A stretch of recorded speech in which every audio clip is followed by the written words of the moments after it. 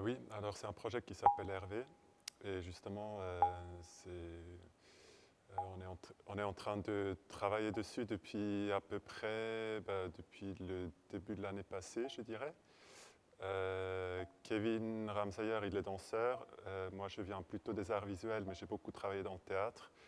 Et à la base, c'est une performance ou une pièce scénique qu'on va jouer plutôt dans des théâtres normalement. Et pour l'occasion du mapping et aussi dans le contexte de la situation d'aujourd'hui et tout ça, on a aussi décidé de faire une installation. Donc du coup, ici en mapping, on est avec l'installation et on va jouer à la performance vendredi soir et elle sera streamée. Donc du coup, c'est une pièce multimédia avec de la danse, on pourrait dire.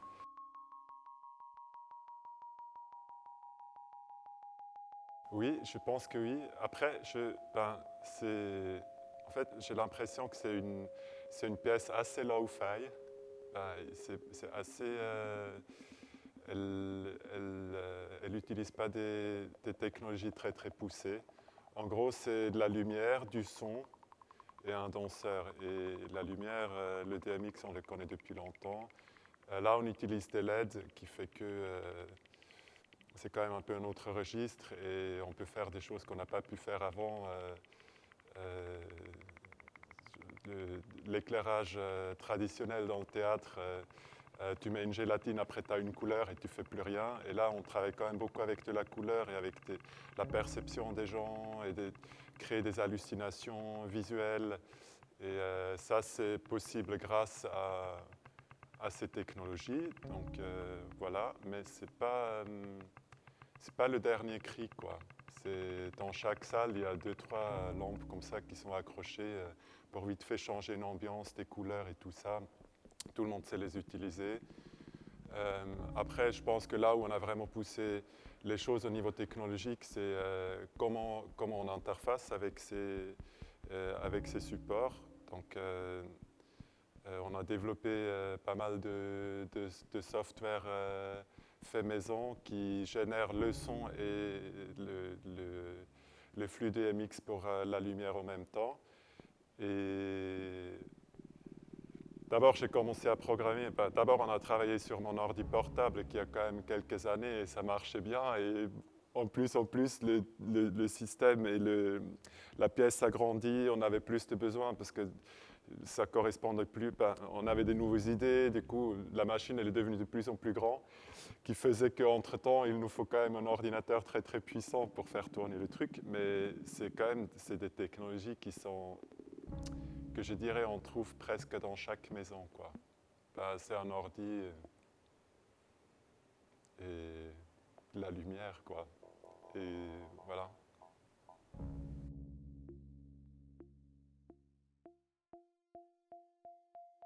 Je pense on a travaillé d'une manière très très intuitive. Euh, on a créé à l'intérieur de notre collectif avec aussi François Moncaré, les trois ensemble. Après, c'est une longue histoire. Il y avait une pièce qui s'appelait Disorder Arc ou Disorder qui était déjà programmée au mapping il y a une dizaine d'années, je crois maintenant. Moi, j'ai rejoint cette équipe il y a 2 ans, je crois 2, 3 ans, et il y avait plusieurs étapes à ce projet. Et en fait, Hervé, c'était d'abord un fragment à l'intérieur de la pièce Disorder qu'on a dit, en fait, il faut développer ce truc parce qu'on voyait la possibilité, les ambiances qu'on pouvait générer, ça nous semble un outil, ça nous semblait d'être un outil très très puissant à explorer et du coup on s'est dit ok on va extraire ça, on va en faire une pièce. Et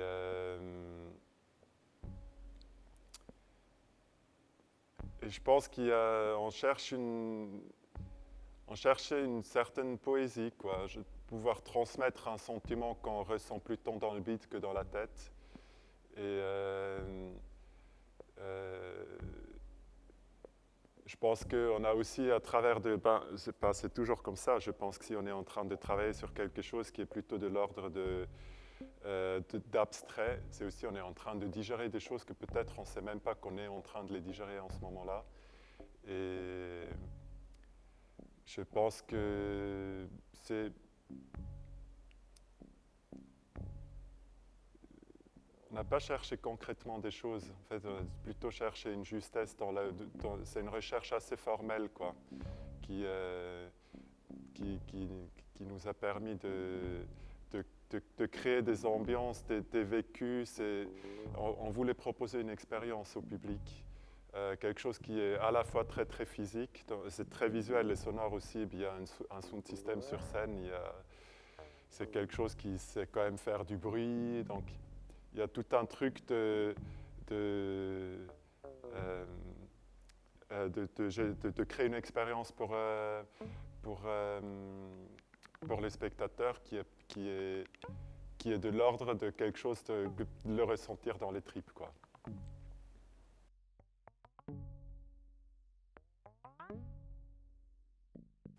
Je pense pas spécialement, mais je pense que c'est toujours lié à une époque. C'est déjà, nous, on vit ici, à ce moment-là, on est en train de faire une pièce dans une... on vit ici et maintenant, quoi. Du coup, je sais pas comment on peut détacher ce qu'on est en train de faire aujourd'hui d'aujourd'hui, mais c'est pas exceptionnellement parlant pour cette époque. Je pense que c'est toujours le cas, peu importe dans, dans quelle démarche artistique, je crois qu'on ne peut jamais le détacher. Après, si c'est au niveau des technologies, je pense justement pas que... je pense qu'on cherche des ressentis et on cherche des choses dans notre pièce qui ont déjà été cherchées il y a une centaine d'années dans des pièces aussi. Et on a beaucoup parlé du fait qu'en fait, si tu as une pilule pour changer ta conscience, notre idée, c'était pas de faire une simulation, qu'est-ce qui se passe quand tu prends la pilule. Notre idée, c'est que la pièce est la pilule. Et je pense que ça, c'est un truc qui va aller dans un autre monde, chercher des états modifiés et tout ça. Je pense que ça existe depuis l'existence de l'humanité et ça va toujours exister. Donc je pense que dans cette manière, c'est très très détaché. Mais la manière comment on le fait, c'est clair, on ne peut pas le détacher d'aujourd'hui parce que je pense que même le fait qu'on a été enfermé pendant une année, ça va transpirer dans cette pièce, même si on ne le voulait pas, mais on est toujours un organisme qui digère, quoi, et tout ce qui sort de nous, si on reste cohérent et proche de nous, ben, ça sera toujours lié à notre époque et à notre vie.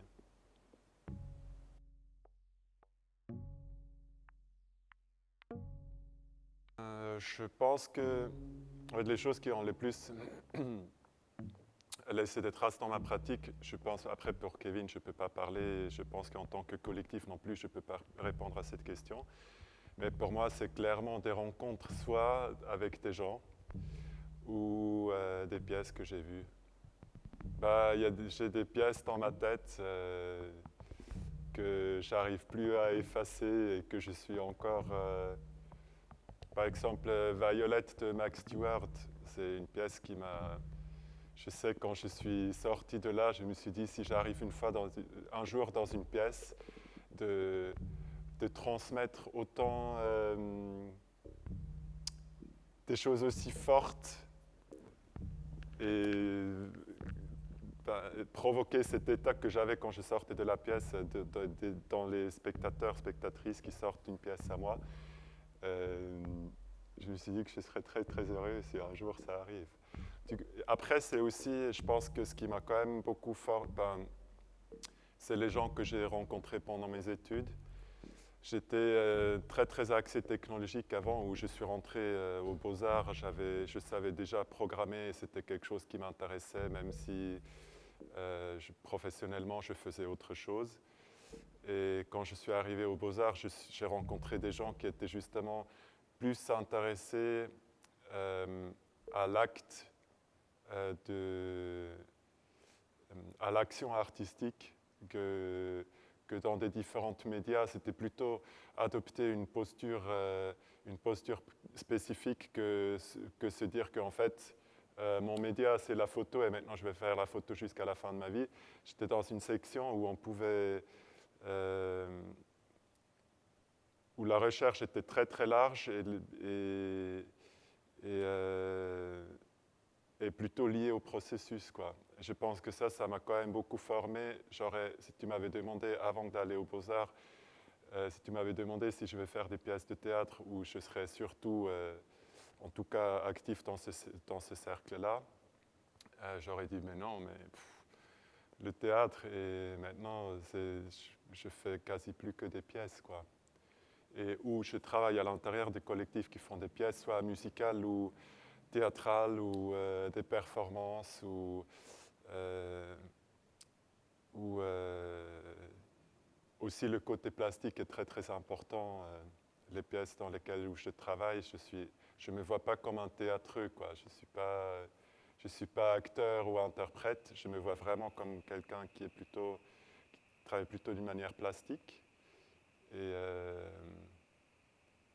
Mais dans un cadre quand même très très précis.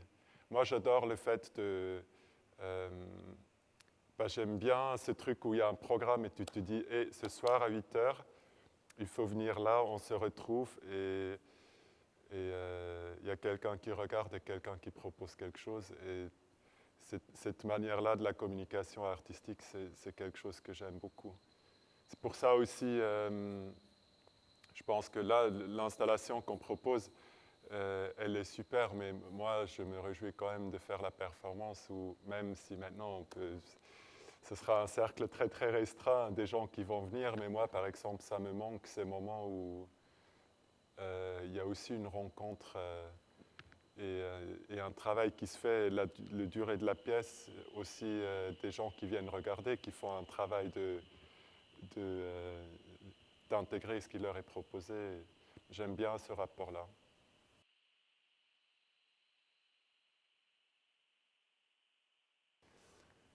En fait, dans l'art, je ne sais pas très bien. Moi, j'ai vu toujours la technologie dans l'art, c'est comme... bon, bien sûr, tu ne peux jamais vraiment la détacher des formes que ça crée. Voilà, moi, après, je ne sais pas, dans 2051,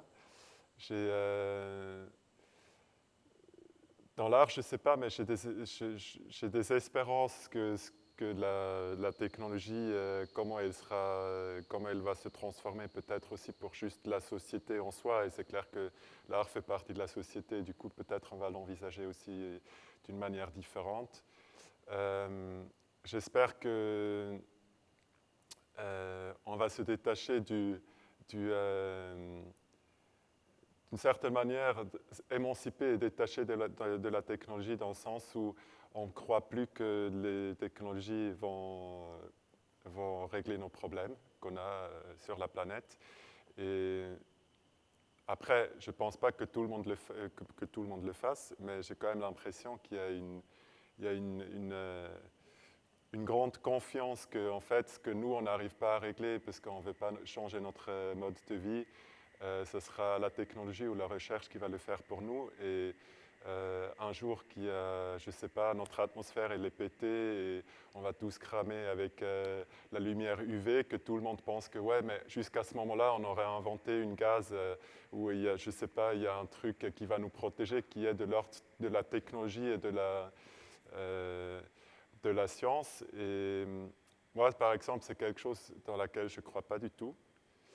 Je crois que c'est vraiment la décroissance qui va faire que, en fait, en 2051, on sera encore content ou au-delà, parce que si je me dis la Suisse veut être neutre en CO2 en 2050, je me dis hey, les gars, peut-être il faudrait y aller plus vite.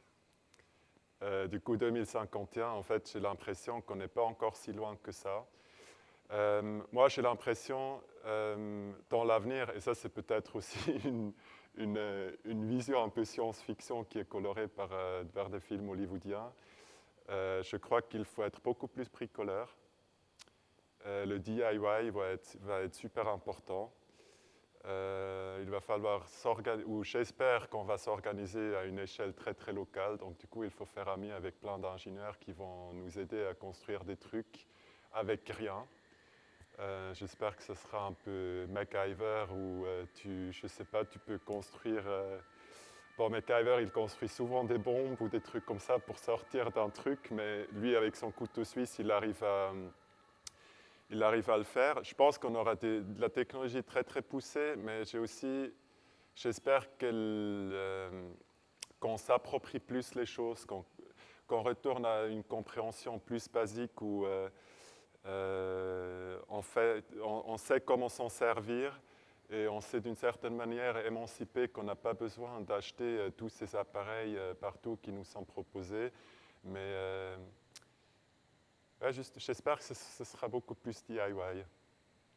Et je pense que l'échange ou le partage des savoirs, ça va être de plus en plus important dans notre société. Et c'est aussi quelque chose que je trouve que,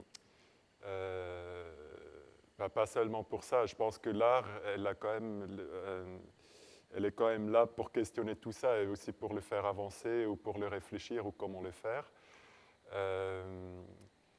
Mais j'espère aussi que la technologie, elle va nous permettre justement peut-être, ou peut-être le partage de savoir, je veux dire aussi de se retrouver pour de vrai et se transmettre des choses.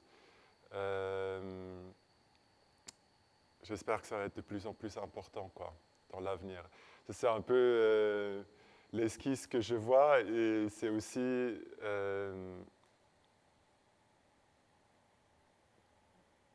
ouais, quel rôle exactement? L'art, elle joue toujours un peu, je pense qu'elle va encore jouer le même rôle dans la société comme aujourd'hui, mais j'espère pas qu'elle sera dépendante ou qu'elle sera plus influencée par la société que par la technologie qui l'entoure, quoi.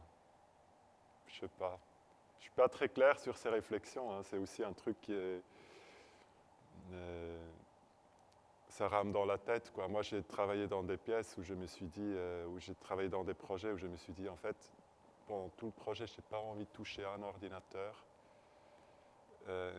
Et des fois, je me dis même si j'ai une facilité, parce que pour la technologie, je me débrouille bien et je sais programmer tout ça. J'ai quand même aussi envie de faire des projets qui enchantent vraiment d'autres trucs parce que je vois que justement, c'est aussi des visions que j'ai et des souhaits quoi, pour l'avenir. Donc du coup, moi je pense que c'est bien si on met un peu de côté dans l'art aussi, la technologie, ou du low-tech quoi. J'aime beaucoup le low-tech. Mais c'est des choses, par exemple, en ce moment, je m'intéresse beaucoup à la mycologie. Et encore il y a quelques dizaines d'années, la mycologie s'était réservée à des gens qui avaient accès à un laboratoire, à des espaces stériles avec du matériel super cher et tout ça. Et c'est une communauté que je commence à rencontrer et je commence à lire dessus et je traîne dans les forums et tout ça. Et il y a un travail énorme qui a été fait pour s'approprier justement ces trucs. Ça, c'est de la technologie vraiment poussée loin. Et entre-temps, eux, ils ont trouvé des moyens pour faire la mycologie pour peu d'argent dans ta cuisine. Et ça, c'est de la technologie aussi, mais c'est l'appropriation dans le bon sens, quoi. C'est l'ouvrir à un vaste public. Moi, je ne pense pas qu'il faut commencer à... Bon, non, je ne vais peut-être pas me prononcer là-dessus, mais c'est de l'appropriation de la technologie, de dire qu'il ne faut pas la pousser plus loin, il faut la détourner, quoi. Moi, je pense que le hacking, dans l'avenir, ça va être, j'espère en tout cas, je pense que ça va être super important. Et aussi dans le sens, en fait, du hacking des savoirs qu'on a déjà, des choses qui ont été établies par